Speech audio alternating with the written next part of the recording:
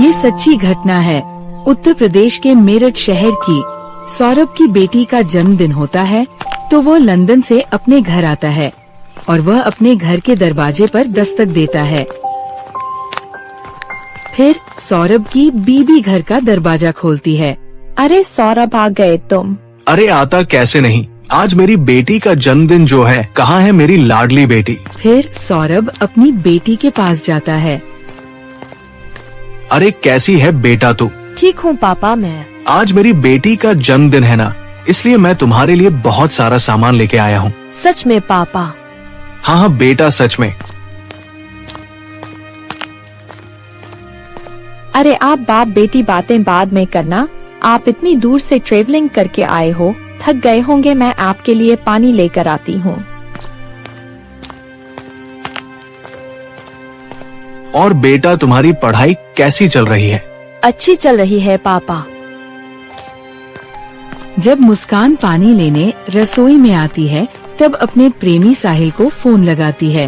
पहले ना साहिल को फोन कर देती हूँ, उसे बता देती हूँ मेरा पति घर आ गया है। अरे मुस्कान का फोन। हाँ बेबी बोलो।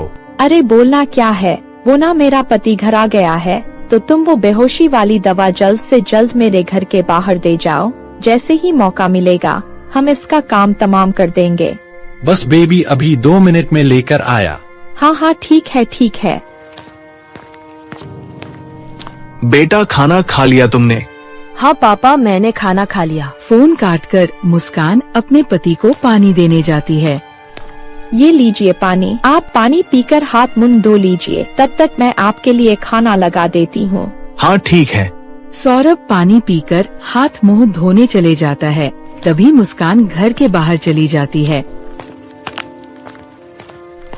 अपने प्रेमी साहिल को देखने। अरे कहाँ रह गया, आया नहीं अभी तक? मुस्कान को इंतजार करते थोड़ी देर हुई थी, तभी उसका प्रेमी साहिल आ जाता है। लो बेबी ले आया। अरे कहाँ रह गए थे तुम? पता है कब से इंतजार कर रही हूँ तुम्हारा, कितना समय लगा दिया तुमने। अरे यार क्या बताऊँ, कोई वैद्य बेहोशी की दवा देने के लिए तैयार ही नहीं था। बड़ी मुश्किल से बहानेबाजी करके लेके आया हूँ। हाँ ठीक है, मैं तुम्हें जैसे ही फोन करूँ तुम तुरंत आ जाना। हाँ हाँ मैं आ जाऊँगा, तुम फिक्र मत करो, मैं यही आसपास हूँ, तो तुम अपना काम करो जाके। हाँ। फिर मुस्कान घर के अंदर चली गई और इन दोनों को बात करते हुए इनका पड़ोसी देख लेता है। सौरभ को कितनी बार बोल दिया कि तुम्हारी बीवी किसी अनजान लड़के से मिलती है, और आज तो इस लड़के ने पता नहीं इसे क्या दिया है, ध्यान ही नहीं देता सौरभ। फिर मुस्कान खाने में नशे की दवा मिलाने लगती है। अरे यार इतनी कम दवा से उस दिन की तरह अगर यह बेहोश नहीं हुआ, हमारा तो सारा प्लान ही चौपट हो जाएगा। हाँ एक काम करती हूँ, यह पूरी दवाई इसमें डाल देती हूँ, फिर देखती हूँ यह कैसे बेहोश नहीं होता। फिर मुस्कान खाने में वो सभी दवा मिला देती है और खाने को लेकर अपने पति सौरभ के पास जाती है। बेटा तुम अंदर जाकर पढ़ाई करो, पापा को खाना खाने दो, पापा बहुत थके हुए हैं। ठीक है मम्मी।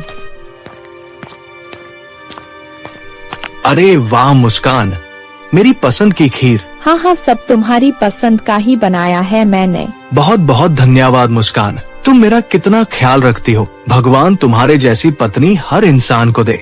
हाँ हाँ ठीक है, अब जल्दी से खाना खा लो वरना ठंडा हो जाएगा। फिर सौरभ खाना खाने लगा।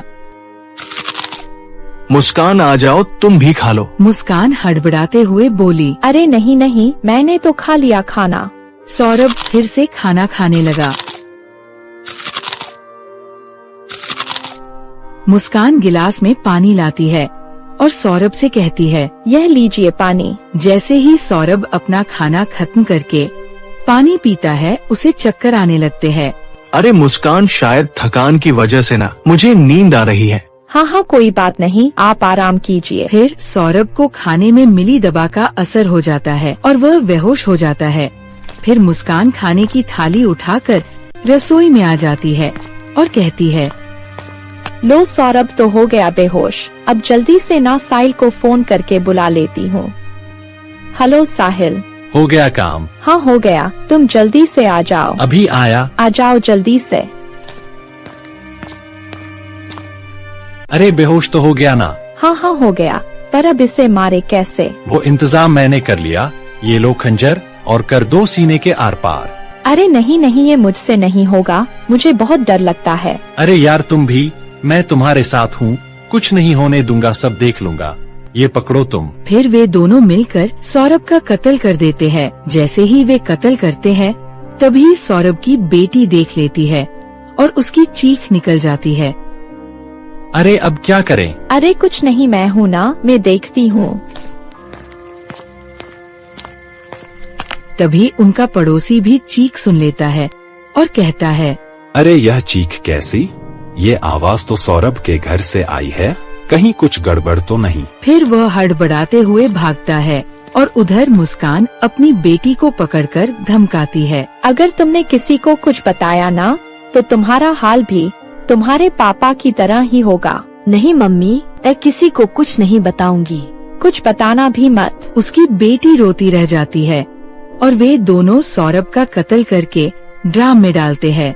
ये ले मुस्कान, हमारे रास्ते का कांटा सदा के लिए साफ हो गया। डालो डालो। हम सदा के लिए आजाद हो गए।